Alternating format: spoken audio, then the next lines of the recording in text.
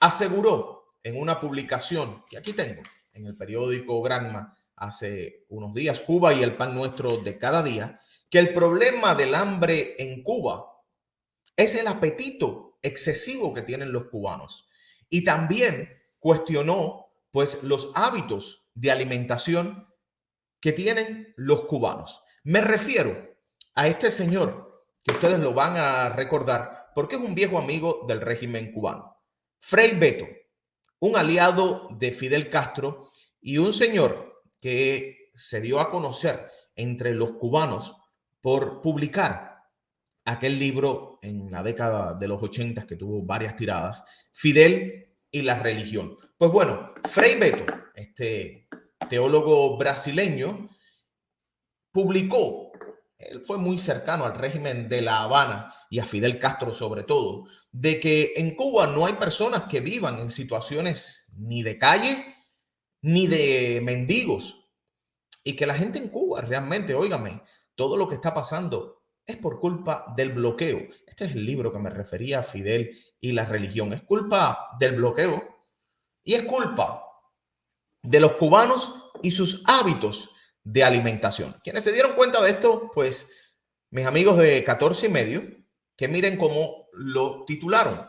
El problema, aquí se los muestro de nuevo, no es el hambre, sino el apetito excesivo de los cubanos. Y ya quiero que usted me diga si usted cree que el problema del hambre en Cuba es producto al apetito y a las maneras de comer que tienen los cubanos, la cultura culinaria que se tiene, la herencia que tienen los cubanos, o es culpa de un régimen, el cual, por cierto, en este artículo de Frei Beto no se cuestiona ni con el pétalo de una flor. Pero vamos a ver el artículo que publicó Frei Beto en el diario Granma, que empieza diciendo: en Cuba no hay hambre, pero los cubanos tienen mucho apetito.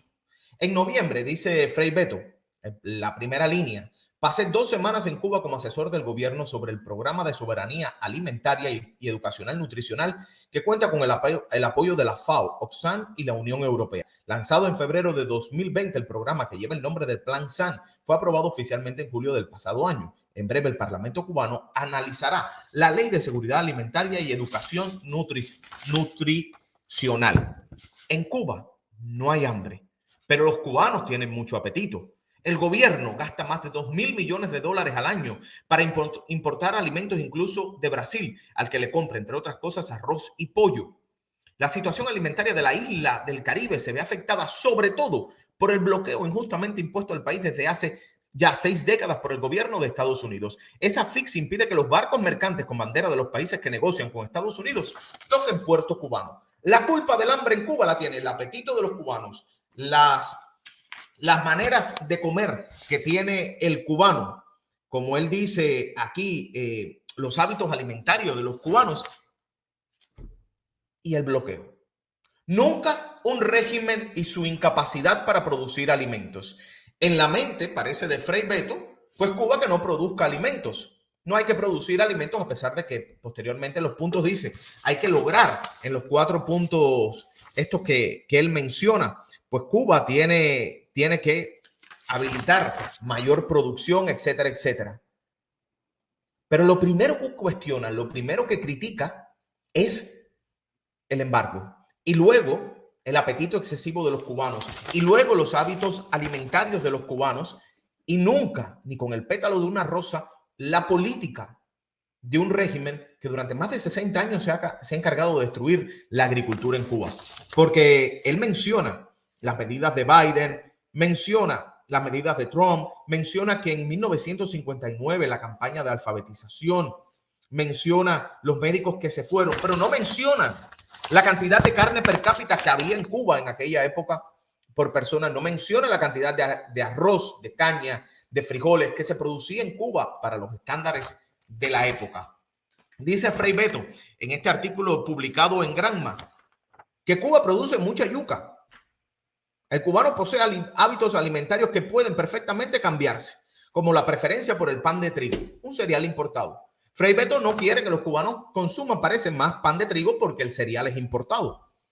Cuba produce mucha yuca y tiene condiciones para adoptar también el pan de maíz y de harina de coco. Pan de harina de coco. Y la carne de cerdo puede cederle un lugar mayor al consumo de frijoles, lentejas, espinaca, maní, soya y aguacate ricos en proteínas. Aunque la isla no cuenta con mucho ganado lechero, las nuevas generaciones ya se acostumbran a la leche y al yogur de soya, porque la isla no tiene mucho ganado lechero porque la propia dictadura lo acabó. Ahora quieren que el cubano coma pan de yuca, el casabe, parece, pan de maíz y harina de coco, o que sustituya la carne por frijoles, lentejas, espinaca, maní, soya y aguacate.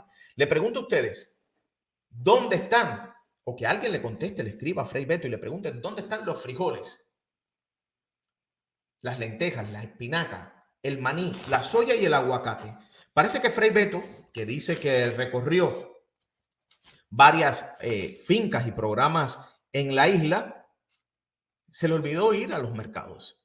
Se le olvidó ir a la parte final de esta cadena de alimentación, que es los mercados, donde el pueblo puede comprar esto que él menciona.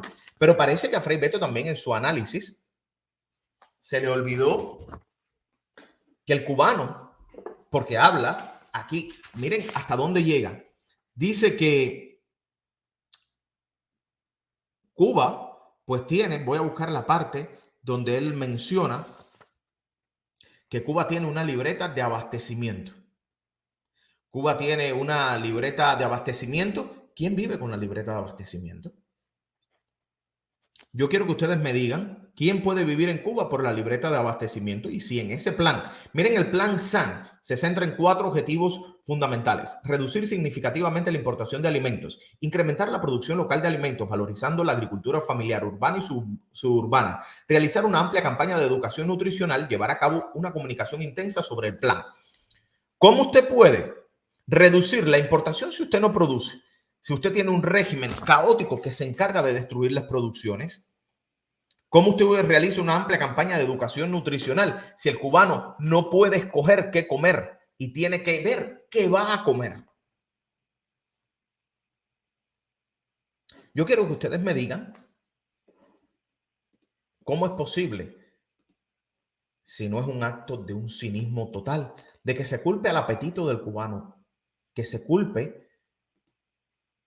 los hábitos alimentarios de los cubanos, de la falta de alimentos que existe en Cuba. Pero ¿cómo van a decir que en Cuba no hay hambre? ¿Cómo va a decir que los cubanos lo que tienen es mucho apetito?